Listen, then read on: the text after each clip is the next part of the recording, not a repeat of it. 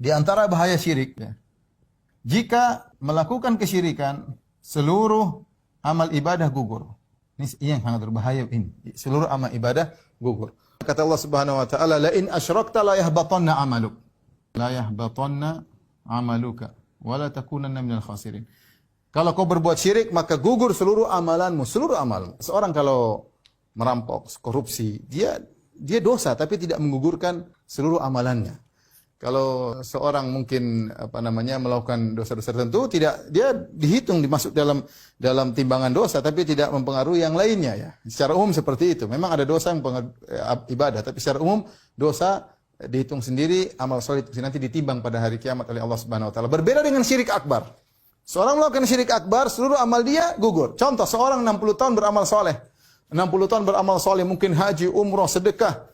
Tiba-tiba di penghujung hayatnya kemudian dia berdoa, "Ya Abdul Qadir Jailani, tolonglah aku.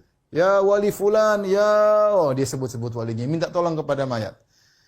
Dia ngomong begitu, "Ya Madad," seperti sebagian orang datang kepada kuburan, "Ya Madad, ya Madad, ya Abdul Qadir." Bahasa Arab artinya, "Pertolonganmu, pertolonganmu, wahai Abdul Qadir Jailani. Pertolonganmu, ya Sayyid al-Badawi, wahai Sayyid Badawi, pertolonganmu." Dia ngomong gitu cuma 5 menit. Amal dia 60 tahun gugur seluruhnya.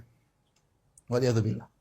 Selama ini soleh, berbakti, berbuat, tahu-tahu dia percaya sama dukun. Dukun meramal tentang ilmu gaib, dia percaya. Dia mungkin percaya cuma berapa detik, cuma 1 menit, dia percaya, selesai, gugur seluruh amal solehnya. Makanya, hati-hati, Allah tidak ridha disekutukan dengan seorang pun dalam ibadahnya. La malakun muqarrabun, tidak boleh kepada malaikat, wala nabiyyun mursal, dan juga kepada nabi yang diutus, tidak boleh. Karena orang-orang kita dapati sekarang, orang-orang mereka punya syubhat dalam hal ini, ya. Malaikat saja, ya. Malaikat yang mengatur hujan, malaikat yang mengatur gunung, malaikat maut yang mencabut nyawa. Boleh enggak kita berdoa sama malaikat maut? Malaikat maut jangan cabut nyawaku. Enggak boleh, karena kita minta yang nyuruh dia Allah Subhanahu wa taala. Malaikat penurun hujan, malaikat Mikail menurunkan hujan, kemudian kita berdoa, "Oh Mikail, turunkan hujan kepada." Enggak boleh kalau minta hujan sama Allah Subhanahu wa taala. Itu malaikat yang benar-benar mengatur dengan izin Allah. Saya ulangi. Malaikat yang benar-benar mengatur dengan izin Allah, tidak boleh kita minta kepada malaikat tersebut. Apalagi dengan orang-orang dalam kuburan yang nggak bisa apa-apa. Kemudian kita minta sama penghuni kubur tersebut yang tidak bisa apa-apa. Lantas sebagian orang-orang sufi mereka mengatakan seperti dalam kitab Jawahirul Ma'ani. Dia mengatakan Abdul Qadir Jailani seorang ulama, ya. Tapi orang-orang mengkultuskannya berlebihan. Kata mereka dalam kitab Jawahirul Ma'ani, Abdul Qadir Jailani diberikan kun oleh Allah. Jadi kalau dia bilang kun fayakun. Dia bilang, ini mana dalilnya? Abdul Qadir Jailani dikasih kun fayakun sama Allah. Jangankan Abdul Qadir Jailani rahimahullah. Nabi Muhammad SAW tidak pernah dikasih kun sama Allah Subhanahu wa taala. Nabi terluka dalam perang Uhud, terluka ini darah, gigi beliau patah sampai beliau mengatakan, bagaimana beruntung suatu kaum yang melukai nabinya. Nabi marah. Kalau Nabi dikasih kun, mampuslah kalian pasukan kaum musyrikin, jadilah kalian semut, ya. Kun fayakun. Nabi saja tidak dikasih kun. Sekarang mereka bikin cerita, Abdul Qadir Jailani dikasih kun fayakun oleh Allah sehingga mereka minta kepada Abdul Qadir Jailani. Syirik. Kalau seorang misalnya di tengah lautan kemudian berombak menerpanya, kemudian tiba-tiba di tengah ombak yang besar dia mengatakan, "Ya Abdul Qadir Jailani aghithni, ya Abdul Qadir tolonglah aku." Ini syirik akbar. Kenapa seakan-akan Abdul Qadir Jailani yang mungkin mayatnya dikubur di Irak atau di Arab, seakan-akan masih hidup dan maha mendengar apa yang dia ucapkan, sehingga meskipun dia di Indonesia ngomong Abdul Qadir Jailani di Irak bisa dengar, ini berarti maha mendengar, kan? Sama seperti Allah. Dan dia bisa mengatur pantai, bisa mengatur ombak, ya. Ini syirik. Oleh karenanya hati-hati, ya. Seorang melakukan syirik 5 menit saja, maka seluruh amal dia puluhan tahun hancur lebur. Hancur lebur. Maka lihat, kita bersyukur kepada Allah. Lihat, miliaran orang syirik minta kepada Nabi Isa. Nabi Isa manusia. Miliaran orang berdoa kepada Nabi Isa. Siang malam minta tolong kepada Nabi Isa. Dia seorang Nabi.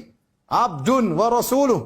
Abdullah wa rasuluh. Hamba Allah dan Rasulnya. Diciptakan oleh Allah Subhanahu wa ta'ala.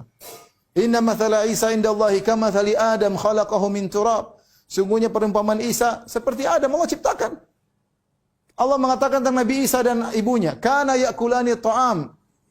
Nabi Isa dan ibundanya Maryam makan makanan. Apakah pantas jadi Tuhan?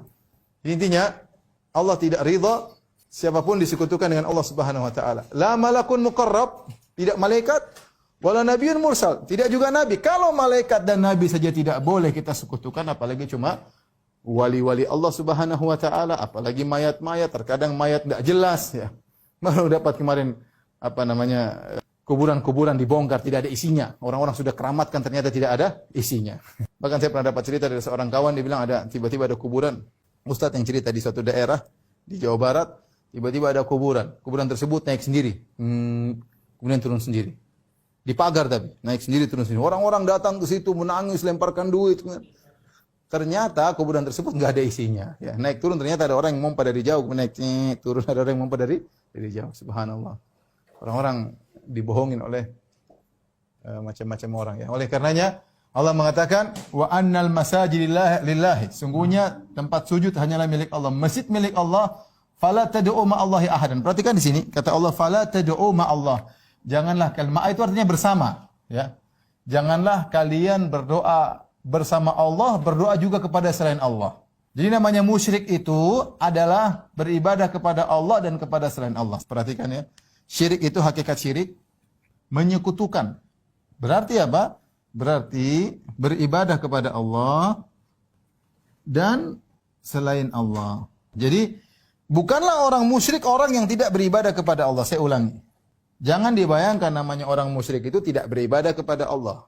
Orang musyrik itu secara bahasa justru orang yang beribadah kepada Allah dan juga kepada selain Allah. Itu baru namanya musyrik. Kenapa? Karena dia telah melakukan syarikat.